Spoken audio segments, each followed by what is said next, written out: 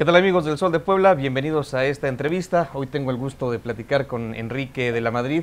Él es pues un abogado, exsecretario de Turismo Federal, y también hoy está enfundado como un aspirante de este frente opositor para buscar la candidatura presidencial al 2024. Enrique, bienvenido. Te agradezco por la oportunidad y saludo al auditorio. Hoy, pues, Enrique, para quienes no te conocen, me gustaría partir una biografía, una breve biografía, que tú mismo le digas a los poblanos quién es Enrique. Sí, como no, muchas gracias. Bueno, primero soy Enrique de la Madrid, soy abogado, soy mexicano, orgullosísimo mexicano, padre de familia de 4. He tenido una carrera sobre todo en el servicio público, la última más reciente, secretario de Turismo en el gobierno pasado. Por cierto, ahí apoyando muchísimo a Puebla para muchas de las obras aquí de infraestructura tan importantes, pueblos mágicos, en fin.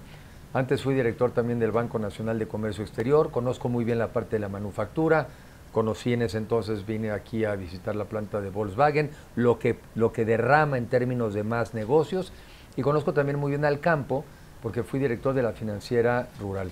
No he trabajado solamente en el gobierno, también he trabajado en el sector privado, por lo que conozco el reto de abrir un negocio, vender algo, luego cobrarlo, pagar salarios, pagar impuestos. Y los últimos años también estuve 4 en el Tecnológico de Monterrey, por lo que creo en lo que es la ciencia aplicada a resolver los problemas. Soy antes que nada un convencido de que México, un mucho mejor México, es posible. Creo que tenemos que aspirar a un México próspero, de crecimiento económico, de muchas mayores oportunidades, de un país donde recuperemos la paz y que lo hagamos en democracia y en libertad. Y por eso formo parte de este Frente Amplio por México, que creo que es la manera de conducirnos hacia este México moderno, pero sobre todo más justo y donde nadie se nos quede atrás. ¿Qué tanto ha impactado, digamos, que en tu desarrollo profesional el tener el apellido de la Madrid? Eres hijo de un expresidente de la República. ¿Qué tanto pesa esto en un desarrollo profesional? Bueno, sin duda te influye, y sobre todo si tú también acabas teniendo una vocación en el mismo sentido. Somos 5 hermanos.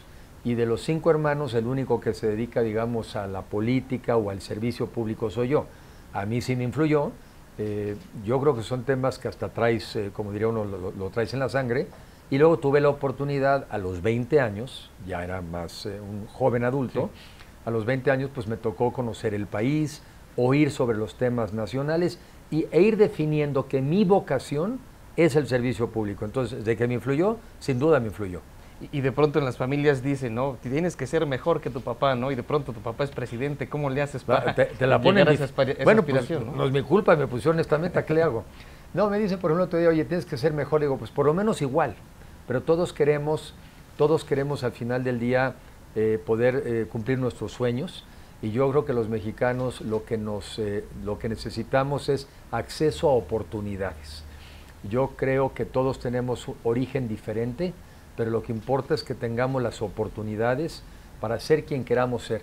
Y eso pasa por un México donde tengamos una educación pública de calidad para todos, donde tengamos un sistema de salud que realmente te atienda, que te dé medicinas, que te trate, y donde recuperemos. Ahí sí hay que reinventar un sistema de seguridad y justicia.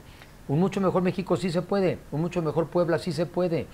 Unas carreteras donde podamos transitar en paz, negocios donde no tengan que estar pagando derecho a piso o extorsiones. Ese México sí es posible y es además el que nos merecemos. Oye, y cuando cuando tu padre era presidente de la República, ¿qué edad tenías? Yo ya tenía 20 años, 20 años. Que me parece siempre en la vida que también hay que tener pues suerte en muchas cosas, y la suerte que yo tuve es que era una muy buena edad. No era ni demasiado pequeño para no entender de qué se trataba, ni tampoco mucho más grande para tener la incomodidad, por ejemplo, de que tu papá fuera presidente y tú estuvieras en algún trabajo donde quizá pudiera no ser mérito tuyo. Yo a esa edad lo que hice es estudiar Derecho en la UNAM. Yo era un estudiante y prácticamente los 6 años, bueno, terminé en menos, terminé en 4, pero los años propiamente de la presidencia de mi papá, yo era un estudiante de Derecho en la UNAM, y también, bueno, empecé estudios de Economía en el ITAM. Entonces yo más bien me dediqué a estudiar y a prepararme. Al salir mi papá, que él sale en el año 88, al año siguiente yo me fui a hacer una maestría al extranjero y viví prácticamente 5 años en los Estados Unidos, tanto estudiando como trabajando. ¿Por qué? Porque siempre me convencí de que yo tendría que ser capaz pues, de ganarme la vida por mí mismo y que solamente estaría en posiciones políticas en aquellas que yo pudiera hacer cosas. Y cuando no estuviera yo a gusto con lo que estaba ocurriendo, pues perfectamente me sé ganar la vida en el servicio privado también. Oye, ¿y cómo era la vida, digamos, de tu juventud? ¿Estaba el Estado Mayor Presidencial ahí detrás de ti, cuidándote? ¿O cómo Lamentablemente era esa situación? sí, lamentablemente sí. Nosotros de la noche casi a la mañana, en ese entonces, también mucha gente no lo sabe, porque los mexicanos en la mayoría son muy jóvenes, menos de 29 años, pero en ese entonces, en los 80s, prácticamente el que era candidato a la presidencia de la República por el PRI, sí, en ese entonces prácticamente era el siguiente presidente. Sí. Muy diferente a lo que estamos viviendo hoy, muy diferente. Muy diferente. Entonces, en ese entonces, sí, nos cambió la vida de un día para otro, porque ya te llegaba, por ejemplo, nosotros nunca tuvimos, mi papá era secretario de Estado, pero nunca tuvimos seguridad, nunca tuvimos así mucho aparato, y de repente, de un día para otro, sí te cambia la vida, y bueno, cuesta trabajo. Cuesta trabajo adaptarte sobre todo a la pérdida de tu libertad y tu independencia y tu privacidad sobre todo. Ya te pregunté de tu papá, pero ahora de la marca PRI, ¿qué tanto te pesa? Porque finalmente hay muchos negativos sobre la marca, sobre el partido. ¿Qué tanto te impacta en tu interés político el hecho de que estés ligado al Partido Revolucionario Institucional? No voy a negar que en la opinión pública, para muchas personas, la marca PRI tiene connotaciones negativas. Y no lo voy a negar. Pero yo también pongo casos en donde digo, bueno, pero ¿con qué PRI me identifico yo? Y un poquito de historia, porque como el PRI es parte de la historia de México, sí, pues vale un poco de historia. El PRI fue el que permitió que pasáramos de los regímenes de los caudillos, después de la revolución, a las instituciones. Incluso en el nombre sigue siendo, ¿no? Revolucionario institucional. Fue el partido que echó gobierno, también la expropiación petrolera. Fue el partido en donde los 50, siendo gobierno, impulsó la industrialización y modernización del país. Fue también una época muy interesante de México que le llaman el milagro económico. Un supersecretario de Hacienda, Ortiz Mena, 12 años secretario de Hacienda, y crecimos 6% al año anual, o sea, todos los años, a pesar que la población crecía mucho. También me identifico con el PRI de otro gran mexicano, Jesús Reyes Heroles, que hizo una reforma política para permitir la competencia de los partidos políticos minoritarios que en ese entonces no competían. Y también me identifico con el PRI que, siendo gobierno, fue la apertura comercial, la entrada de México al GATT, el TLC. Ese es el PRI también, ¿eh? Pues el PRI, yo te puedo asegurar que tiene mucho más aciertos que desaciertos. Lamentablemente en los partidos como en las personas, muchas veces los errores pesan más, pero yo estoy convencido de que ha sido un partido que a la historia, a nuestro país, le ha ayudado más, pero también estoy convencido de que hacia adelante también puede seguir aportando cosas positivas para los mexicanos. ¿Con qué PRI es con el que no te identificas? Pues no me identifico ni con el PRI, ni con la gente, por ejemplo, no me identifico con los mexicanos apáticos al dolor de los demás. Yo no me identifico con los que son indiferentes al sufrimiento de los demás. No me identifico tampoco con las personas que aspiran al poder para servirse a sí mismas y no servir a los demás. Entonces, y no me identifico tampoco con aquellas personas que nos quieren polarizar y nos quieren enemistar. Y esos no están solamente en el PRI, están repartiditos democráticamente en todo México. Con esos yo no me identifico, pero sí me identifico con los mexicanos de bien, que quieren un México mejor, un México más justo, un México próspero, y que como yo reconocen que no hemos sabido dar oportunidades para todos, pero eso se puede arreglar. Reconociendo nuestros errores, podemos trabajar hacia adelante por un México mucho más justo, más parejo, pero como yo digo, parejo para arriba. ¿Y cómo ves tú este PRI que finalmente tuvo un origen priista y ahora está en Morena? ¿A qué le atribuyes esta salida de buena parte de priistas y que hoy están pues prácticamente gobernando, tomando decisiones? Porque mucha gente, y yo tampoco lo veo como una cosa extraordinaria, mucha gente está en la política porque la política es la manera de acceder al poder. Cuando algunos vieron que quien tenía posibilidades de acceder al poder era Morena, pues se fueron para allá, porque lo que querían era acceder al poder. Ahora, yo sí creo que muchos de ellos pues estarán muy arrepentidos porque han hecho un pésimo papel, un pésimo gobierno. Tanta expectativa, tanto luchar para llegar al poder para hacer este ridículo, No, no, por eso las cosas hay que tomárselas en serio. Yo digo que la política es cosa seria. Que haya un niño con cáncer y que se muera porque tienes un gobierno incompetente que no le da medicinas es cosa seria.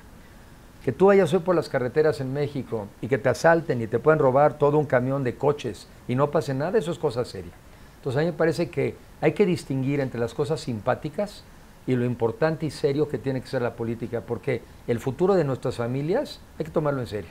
Hablas de un gobierno que está haciendo el ridículo, pero las encuestas hablan de que hay un partido Morena, que hay un presidente de la República ampliamente respaldado por un sector de la sociedad, no digamos porcentajes. Y no son incompatibles las dos cosas. ¿Tienen posibilidades de competirle ustedes en el frente a este partido político que se ve muy sólido, muy fuerte como el rival a vencer? Sí, yo lo veo bastante debilón, porque la gente confunde simpatía con el tema de que te convenga. El presidente está muy bien evaluado, a la gente le cae bien. Por cierto, no les cae bien porque dé buenos resultados, no. Lo único que dicen las encuestas es que tiene buenas intenciones.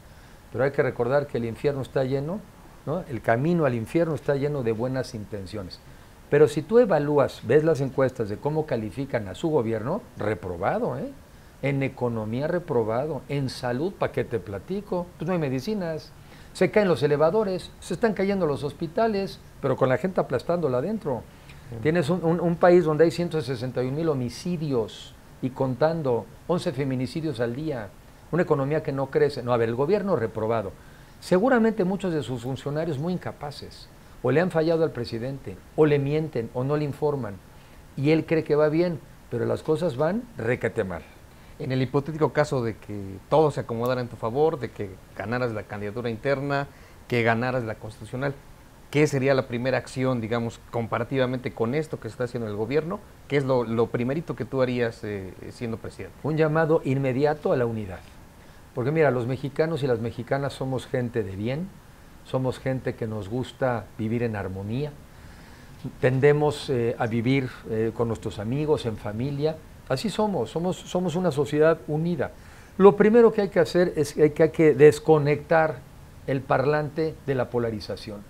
Mira, tan no somos un país que tienda a la desunión, que alguien tiene que todos los días meterle 2 horas de una dosis de desunión, porque no es lo natural. Lo primero, un llamado a la unidad.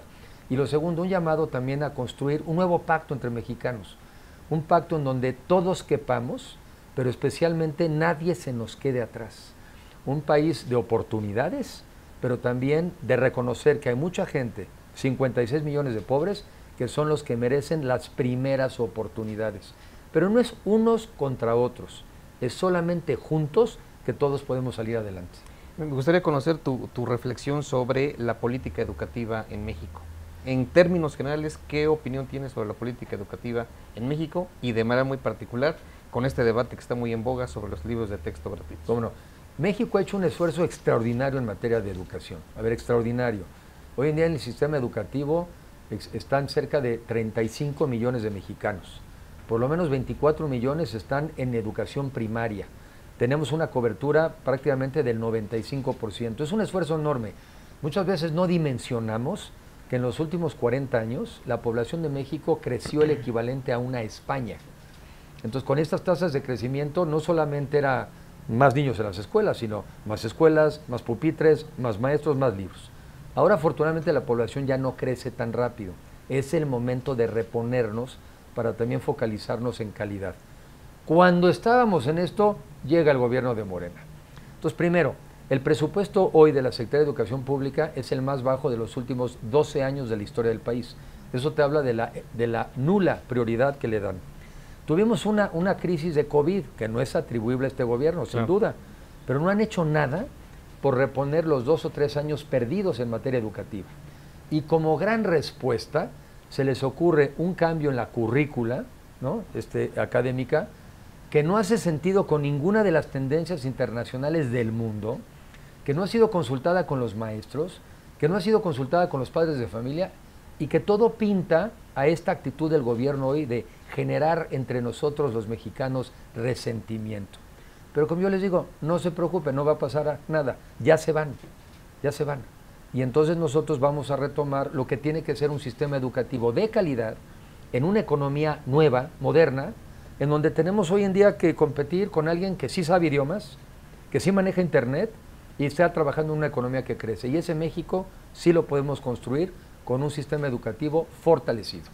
Bueno, pero antes de pasar, digamos que al futuro, vamos a hablar del presente. Sí. ¿Tú cómo vas en este tema de la recolección de las firmas? 150,000 firmas son las que se necesitan. ¿Cómo va ese proyecto? Voy bien, pero no me puedo confiar y por eso necesito la firma de las personas que me están viendo. Necesito yo, en esta página que se mete uno de frenteampliopormexico.org.mx, ahí aparecen los nombres de los diferentes, digamos, aspirantes. No se hagan bolas, escojan el mío, Enrique de la Madrid. ¿Por qué? Porque yo quiero pasar a la siguiente etapa, que son los debates, donde podemos hablar de lo que tú y yo estamos platicando. Bueno, a ver, ¿cuáles son las propuestas de Enrique en materia educativa? Bueno, ¿por qué cree que sí podemos tener un sistema de salud universal? ¿Por qué piensa que los jóvenes podemos tener oportunidades en nuestra nueva economía? Pues falta la parte, a mi juicio, más interesante, la política. Sí, que es el argumento que Pues muchas veces falta, pues ¿no? ese es en el que a ese yo me he dedicado toda mi vida, porque a mí lo que me gusta de la política, sobre todo me gustan la idea de ponernos de acuerdo para juntos analizar un problema y juntos llegar a la solución. Y después trabajar para que lo que decidimos que vamos a hacer, lo hagamos. Eso es lo que a mí me gusta. Problemas concretos que a todos nos importan, cómo hacerle que la economía crezca, cómo aumentar los salarios, cómo mejorar el sistema educativo. Yo hablo quizá a veces más de políticas públicas que de política. Y eso es lo que viene, esa es la etapa que viene y por eso invito a la gente a que se involucre con este Frente Amplio por México, que en este caso me den la confianza de la firma.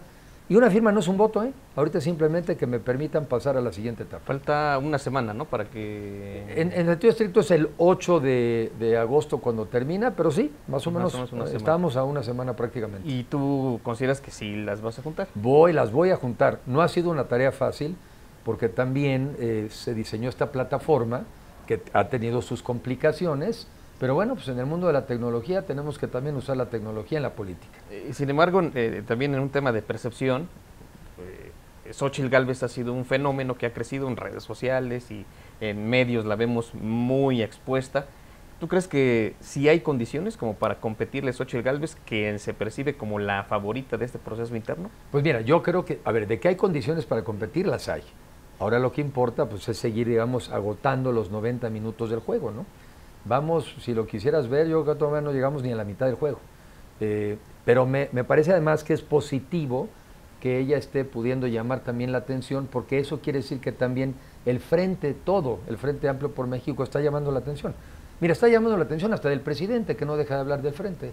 Entonces, estamos tan entusiasmados que hasta el propio presidente ya se aburrió de sus propias corcholatas y ahora está muy involucrado en nuestra metodología. Se ha vuelto casi en el coordinador de la campaña.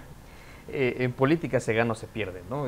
¿Qué pasaría? Ya más o menos platicamos de qué pasaría si tú ganas y vas avanzando en esta etapa, pero ¿qué pasaría si en este proceso interno no eres el favorecido para abanderar la candidatura presidencial? Fíjate que no comparto tu idea y la voy a matizar. Sí. No todo es se gana o se pierde. A veces es se gana más, ¿sí? O se pierde más o menos. Bueno, la candidatura me refiero. Sí, pero hay que ver las cosas en su contexto. El que estemos construyendo un frente amplio, el que mucha gente que decía, no se van a poner de acuerdo, ya nos pusimos. No van a tener un método, ya lo hicimos. Pues a ver cómo te va, aquí estoy. Yo ya gané. Y yo creo que ya muchos de nosotros ya ganamos en poder construir una alternativa para que los mexicanos podamos construir el mejor México futuro. La siguiente pregunta es si lo voy a encabezar, pero yo de entrada yo ya gané. Y yo creo que muchos mexicanos ya ganamos al haber logrado ponernos de acuerdo y poner un freno al deterioro y al desgaste y a la destrucción que Morena está haciendo de nuestro país. Y eso hay que tomarlo en serio. Yo sí me tomo muy en serio tener un gobierno que es incapaz de que crezca la economía, incapaz de mejorar la educación, incapaz de darnos servicios de salud, incapaz de proteger a la gente. Y yo espero que los mexicanos nos tomemos eso muy en serio, porque vida nada más hay una, y es esta la que tenemos. Y esta es a la que hay que sacarle provecho. En este encuentro que ha habido de estos partidos políticos, ¿se ha dado la posibilidad de decir si tú no ganas, te quedas en esta posición, como hicieron las corcholatas que decías hace rato, se repartieron ya el próximo gobierno? Pues es ya, para quien dude que que Morena no actúa como una monarquía. Aquí ya parece que hay un monarca repartiendo las posiciones de los siguientes 10 o 15 años. Pero se equivocan que estamos en una democracia. Y en las democracias hoy se gana más fácil, se gobierna más difícil y se pierde más fácil. Entonces, que no anden con tanto repartidero, porque probablemente no les va a tocar. Y nosotros no nos andamos repartiendo el país. Lo que nosotros queremos construir soluciones a los problemas de los mexicanos y generar oportunidades. Y todos encontraremos el acomodo que pensemos que es en el que podemos seguir aportando a México. Finalmente, Enrique, te preguntaría cómo ves a Puebla en todo este entramado político. Finalmente es una pieza del ajedrez político Puebla. ¿Cómo ves el escenario político de nuestro estado? También tendremos la elección de gobernador. ¿Tú cómo percibes este proceso? Pues yo conozco a Puebla muy bien desde hace muchos años, porque desde hace muchos años en mis diferentes cargos la he visitado como funcionario público, como persona, y me parece que también Puebla tiene una enorme oportunidad de volverse a reconciliar. Han sido años difíciles para los poblanos, ¿sí?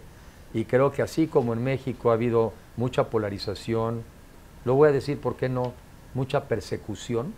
Yo creo que es momento de que los poblanos también se reconcilien, porque solamente unidos podemos generar una mejor Puebla y una Puebla de oportunidades. Esa es mi visión para México, esa es mi visión para Puebla, y juntos sí podemos salir adelante como mexicanos. Aquí hay un panista que se perfila como, hasta ahorita lo menciona Eduardo Rivera, un panista como perfil para la gubernatura. ¿Crees que podrían hacer buena mancuerna? Yo creo que será en Puebla, seguramente será en Puebla, quienes las diferentes fuerzas políticas, de acuerdo a sus posibilidades, tendrán que ponerse de acuerdo. Yo creo que este frente lo que también nos enseña es eso, que es que cada quien tenemos diferentes fortalezas, separados no nos va bien, hay alguien a quien le podrá tocar encabezar, eso lo decidirán los poblanos, pero creo que juntos podemos encontrar cada quien el espacio de donde podamos aportar más. Lo conozco a él, tengo muy buena impresión, pero tengo amigos priistas también aquí en Puebla, también muy competitivos. ¿Algún priista pues tengo amigos muchos, tengo al presidente del partido, a mi amigo Jorge Estefan, hay muchas. Mira, ¿sabes qué pasa? Antes decían no hay nadie en la oposición, los empezaron a quejar que somos demasiados, por fin. O no hay, o sí hay. Y sí sabemos, sí somos muchos los que en la oposición podemos construir una alianza para, en el caso poblano, construir una mucho mejor Puebla, fuera de la polarización, fuera de la persecución, y una Puebla en libertad. Pues Enrique de la Madrid, pues muchas gracias por esta plática con El Sol de Puebla. Gracias a ti por la oportunidad. Gracias. Y a ustedes, amigos, los invitamos a seguirnos en www.elsoldepuebla.mx, en nuestras redes sociales y en nuestra edición impresa. Hasta la próxima.